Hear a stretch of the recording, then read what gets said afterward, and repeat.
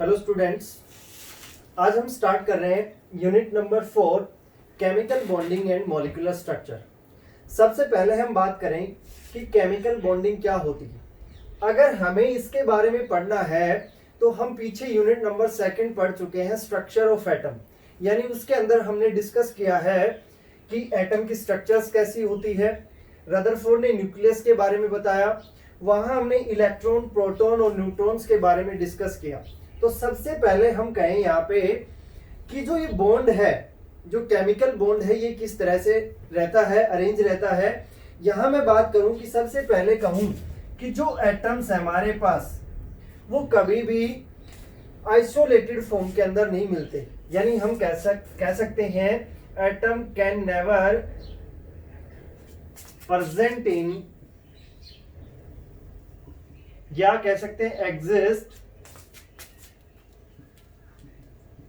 इन isolated form. Isolated form का मतलब होता है भी फ्री स्टेट, यानी अकेला रहना।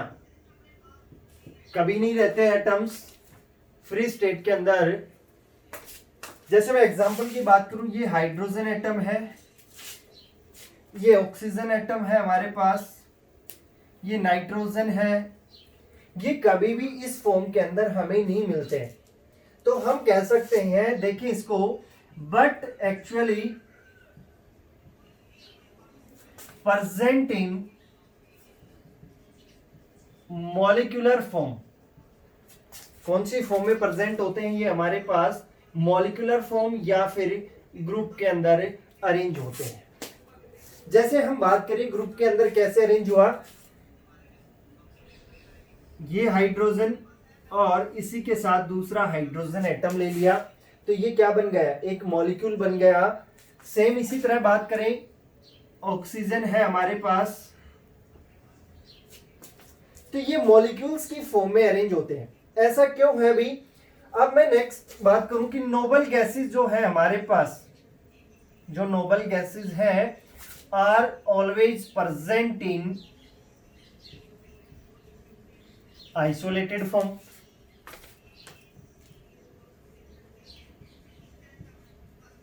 ये जो सभी हैं ये आइसोलेटेड फॉर्म के अंदर अरेंज होते हैं। और हम कह रहे हैं, ऊपर अभी हमने पढ़ा है कि एटम कभी भी है वो आइसोलेटेड फॉर्म के अंदर एग्जिस्ट नहीं करता है। दैट मीन्स हमारे पास क्वेश्चंस क्या बना कि नोबल गैसेस है वो एटॉमिक फॉर्म में क्यों अरेंज होती हैं, जबकि जो एटम्स है हमारे पास, जो एलिमेंट्स है, हाइड्रोजन है, ऑक्सीजन है, नाइट्रोजन है, ये एटॉमिक फॉर्म में एग्जिस्ट क्यों नहीं करती हैं। तो ये सभी चीजें हम इस यूनिट के अंदर डिस्कस करें। ये देखो, यहाँ पे जो एटम्स अरेंज है मॉलिक्यूल्स की फॉर्म में, ये किसी ना किसी फोर्स से या फिजिकल फोर्स से क्या है, एक दूसरे से बंधे हुए हैं। तभी एक दूसरे को क्या कर पाते हैं, होल्ड कर पाते हैं। इन फोर्सेस के बारे में, और एटम्स है वो फ्री स्टेट के अंदर एग्जिस्ट क्यों नहीं करते, नोबल गैसेस हैं वो एग्जिस्ट क्यों करती हैं, इन्हीं को हम डिस्कस करेंगे इस यूनिट के अंदर। तो ये हमारे पास इसकी बेसिक चीजें हैं। अब हम सबसे पहले स्टार्ट कर रहे हैं कि केमिकल बॉन्ड क्या होता है, केमिकल बॉन्डिंग क्या होती है। तो सबसे पहले मैं कहूं, केमिकल बॉन्डिंग है वो एक फोर्स ऑफ अट्रैक्शन है, यानी एक अट्रैक्टिव फोर्स है जो एटम्स, मॉलिक्यूल्स और आयंस को क्या करता है भी, होल्ड करता है, एक दूसरे को बांध के रखता है, एक दूसरे को अट्रैक्ट करते हैं। दैट मीन्स हम इसको डायग्राम से समझते हैं। ये हमारे पास कोई भी न्यूक्लियस है किसी भी एटम का, और इसके बाहर क्या करते हैं भी, इलेक्ट्रॉन रिवॉल्व करते रहते हैं, और इलेक्ट्रॉन है वो भी क्या होते हैं, नेगेटिवली चार्ज होते हैं। और जो न्यूक्लियस है वो कैसा है, पॉजिटिवली चार्ज होता है। इसी के साथ में एक दूसरा एटम लेता हूं मैं, और उस एटम का भी हमने क्या ले लिया भी, न्यूक्लियस ले लिया, पॉजिटिवली चार्ज। एंड जो ये बाहर है ये क्या है भी, इलेक्ट्रॉन रिवॉल्व कर रहे हैं अराउंड द न्यूक्लियस। अब देखें इस एटम, मान लो ये हाइड्रोजन एटम है हमारे पास, और ये भी क्या है, हाइड्रोजन एटम है। अब हम यहां बात करें, देखो इस एटम के बाहर, इस न्यूक्लियस के बाहर क्या है, इलेक्ट्रॉन है, और इलेक्ट्रॉन कैसे चार्ज का होता है, नेगेटिवली चार्ज। और इस एटम के बाहर भी इलेक्ट्रॉन रिवॉल्व कर रहे हैं, ये इलेक्ट्रॉन भी कैसे हैं, नेगेटिवली चार्ज है, और हमें पता है जब सेम चार्जेस होते हैं तो वो एक दूसरे को क्या करते हैं, रिपेल करते हैं, और अपोजिट चार्ज होंगे वो एक दूसरे को क्या करेंगे भी, अट्रैक्ट करेंगे। हम देखें अगर मैं इन दोनों के बीच देखूं, इन इलेक्ट्रॉन्स के बीच देखूं तो फोर्स ऑफ रिपल्सन होगा, क्योंकि ये भी नेगेटिव चार्ज है और ये भी क्या है हमारे पास, नेगेटिव चार्ज है। अब मैं इस न्यूक्लियस से और इस इलेक्ट्रॉन के बीच अगर चार्ज देखूं तो ये नेगेटिवली चार्ज और न्यूक्लियस पॉजिटिवली चार्ज, तो यहां पे क्या प्रेजेंट होगा भी, फोर्स ऑफ अट्रैक्शन प्रेजेंट होगा। दैट मीन्स अगर हम इस न्यूक्लियस से भी देखें इस इलेक्ट्रॉन के बीच, तो यहां पे भी क्या होगा भी, फोर्स ऑफ अट्रैक्शन प्रेजेंट होगा। तो हम इस डायग्राम से कह सकते हैं कि chemical bond is the force of attraction between two or more chemical species which are responsible held together them। और जो एटम्स हैं वो क्या फॉर्मेशन करते हैं भी, केमिकल बॉन्ड फॉर्मेशन करते हैं। क्यों करते हैं, वो अपना ऑक्टेट कंप्लीट करने के लिए केमिकल बॉन्ड फॉर्मेशन करते हैं। अब देखो इन दोनों को ऐड किया, दोनों एटम्स को, तो हमारे पास कौन सा मॉलिक्यूल बन गया, हाइड्रोजन मॉलिक्यूल। तो ये है हमारे पास केमिकल बॉन्डिंग के बारे में। नेक्स्ट हम बात करें, इसी के बाद हमारे पास आता है भी लिविस सिंबल्स। हम किसकी बात करेंगे यहां पे, लिविस सिंबल्स की बात करेंगे। देखो इसके नाम से ही पता लग रहा है किसने दिया था। इसको अगर पूरा नेम देखें तो ये होता है लुईस केशल, यानी ये दो साइंटिस्ट थे जिन्होंने मिलकर इसको डेवलप किया है 1918 के अंदर। इन्होंने क्या कहा कि एक सिंपल नोटेशन है, लुईस क्या कहते हैं कि Lewis gives a simple notation to represent valence electron.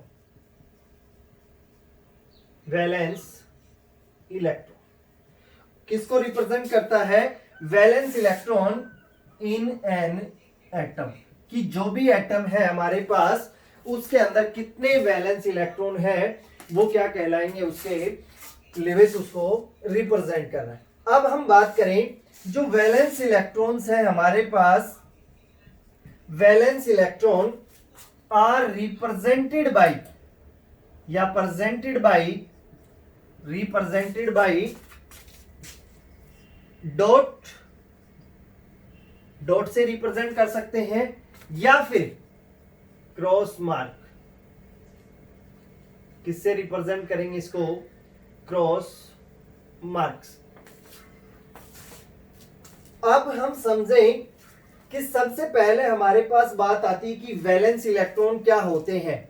हमारे पास कोई भी एटम है, जब हम उसका इलेक्ट्रॉनिक कॉन्फ़िगरेशन लिखते हैं तो जो सबसे आउटरमोस्ट सेल होती है, आउटरमोस्ट ऑर्बिटल है, उस ऑर्बिटल के अंदर जितने इलेक्ट्रॉन्स होंगे वो क्या कहलाएंगे भी अपने पास, वैलेंस इलेक्ट्रॉन। क्या कहलाएंगे, वैलेंस इलेक्ट्रॉन कहलाएंगे। अब हम एग्जांपल से देखें कि एटम्स के अंदर आउटर ऑर्बिटल क्या हो सकता है हमारे पास। सबसे पहले मैं बात करूं, अगर मैं एग्जांपल लूं, यहां पे हम एग्जांपल लें सोडियम का। सोडियम एग्जांपल लिया, इसके एटॉमिक नंबर 11 है। अगर हम इसका इलेक्ट्रॉनिक कॉन्फ़िगरेशन लिखें तो इलेक्ट्रॉनिक कॉन्फ़िगरेशन है 1s2 2s2 2p6 3s1। ये तो क्या है हमारे पास, ये ऑर्बिटल अलग, और ये जो बाहर का ऑर्बिटल है, सबसे बाहर जो 3s है, ये ऑर्बिटल कौन सा है भी हमारे पास, आउटर ऑर्बिटल। और ये वाले ऑर्बिटल्स क्या कहलाएंगे, इनर ऑर्बिटल्स। तो जो सबसे आउटर ऑर्बिटल है उसके अंदर जितने इलेक्ट्रॉन्स हैं वो क्या कहलाते हैं भी, वैलेंस इलेक्ट्रॉन। अगर मैं यहां बात करूं कि इसके वैलेंस इलेक्ट्रॉन कितने हैं, तो इसके वैलेंस इलेक्ट्रॉन भी कितना है, 1 है। इसी तरह हम एग्जांपल की बात करें, क्लोरीन लें, 17 होते हैं इसके एटॉमिक नंबर, और इसका इलेक्ट्रॉनिक कॉन्फ़िगरेशन लिखे 1s2 2s2 2p6 3s2 3p5। This ये क्या है भी हमारे पास आउटर ऑर्बिटल है। तो आउटर ऑर्बिटल के अंदर कितने इलेक्ट्रॉन्स हैं? 7 इलेक्ट्रॉन्स हैं। तो यहां कह सकते हैं कि भी क्लोरीन के वैलेंस इलेक्ट्रॉन कितने होते हैं हमारे पास? 7 होते हैं। ठीक है, इससे आगे हम बात करें, समझे इनको कि भी वैलेंस इलेक्ट्रॉन कैसे फाइंड आउट करें या कैसे देखें। मैं क्यूब बनाता हूं यहां पे, यानी हम यहां पे क्यूब बनाए एक,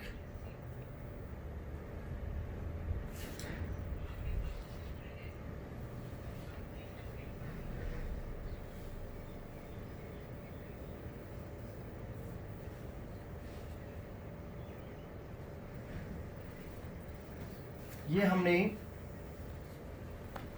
एक क्यूब बना ली है। और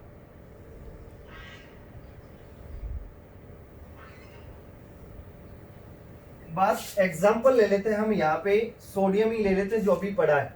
यहां मैं सोडियम को रख देता हूं भी न्यूक्लियस। देखो कितने गोले लगाए हमने यहाँ पे, कितने स्पेयर्स अरेंज किए? 8 स्पेयर्स। यानी ये जो क्यूब है, और हम अभी हमने देखा कि सोडियम के जो वैलेंस इलेक्ट्रॉन है कितने हैं इसके आउटर ऑर्बिटल के अंदर? 1 इलेक्ट्रॉन प्रेजेंट है। ये लो भी मैंने 1 इलेक्ट्रॉन यहाँ पे क्या कर दिया? रख दिया है। अब देखो इसके पास कितने वैकेंट स्पेयर रह गए? 7 स्पेयर्स इसके पास वैकेंट रह गए हैं। तो हम कह सकते हैं क्या करेगा भी, अब इसको अगर नोबल गैस कॉन्फ़िगरेशन अचीव करना है तो इसको 7 इलेक्ट्रॉन चाहिए। उससे अच्छा क्या है कि इसके पास 1 इलेक्ट्रॉन ज्यादा है, और 1 इलेक्ट्रॉन को ये क्या कर देगा? यहां से रिलीज कर देगा, बाहर निकाल देगा। और इसके पास जो पूरे के पूरे 8 स्पेयर्स प्रेजेंट थे कॉर्नर्स के ऊपर, वो सारे के सारे क्या हो गए? वैकेंट हो गए। और वैकेंट होने के बाद कितना इलेक्ट्रॉन बाहर निकला? इसका 1 इलेक्ट्रॉन बाहर निकला है। इसीलिए सोडियम के ऊपर +1 चार्ज आता है कि 1 इलेक्ट्रॉन बाहर निकालने के बाद ये एक स्टेबल कॉन्फ़िगरेशन को क्या कर लेता है?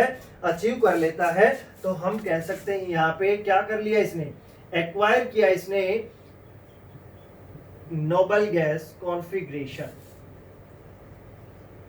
Noble gas configuration. तो ये क्या है? इसका वैलेंस इलेक्ट्रॉन हो गया। सेम इसी तरह हम बात करें क्लोरीन की। क्लोरीन के वैलेंस इलेक्ट्रॉन कितने आए अपने पास? 7 आ गए। यहां क्लोरीन को रख देते हैं और 7 के 7 इलेक्ट्रॉन्स यहां फिल कर लेते हैं। 7 फिल करने के बाद इसके पास 1 वैकेंट रहता है।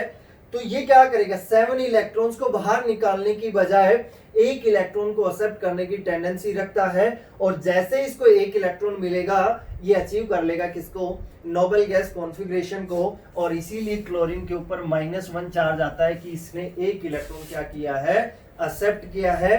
तो ये किसने बताया भी? इनको हम कह सकते हैं लिविस सिंबल्स। एंड रिप्रेजेंट करना हो भी, सोडियम को रिप्रेजेंट करें तो 1 डॉट लगा देंगे। ये किसका एग्जांपल हो गया? लिविस सिंबल्स का हो गया।